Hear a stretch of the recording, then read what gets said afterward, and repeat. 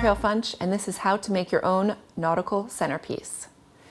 Mixing in vintage nautical pieces with some items that you may find in your local stores is the perfect way to create a nautical centerpiece. We're then going to start with this singular clear vase. I like to use square or straight side vases, as this ensures the ribbon will go up smoothly. If your vase has a slight tilt to it, it may change the way the ribbon lies. We're going to begin by placing the ribbon around the edge and measuring for length. Once you have the ribbon wound around about twice, we're then going to apply the glue. Apply the glue just to the edges, as you won't need very much. Place down the edges and ensure that they are secure. Put in your flowers. To complete your centerpiece, place a fishing net on top of your table or in the center of your table.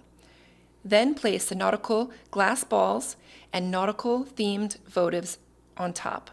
Glass floats were originally used in the 1930s. You can still find them floating in the seas. Grab some either from your local store or a vintage store and use them for your centerpiece.